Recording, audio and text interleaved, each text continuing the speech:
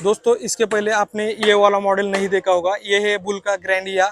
इसमें क्योंकि 4 wheel drive भी है और इसके अंदर है 4 व्हील स्टेयरिंग, यानी कि जैसे आगे के टायर हम इधर उधर घुमा सकते हैं वैसे आप पीछे का टायर भी घुमा सकते हैं। इसके साथ और भी आपको मिलता है एक्सटेंड, डिपर को करना है तो डिपर एक्सटेंड कर सकते हैं।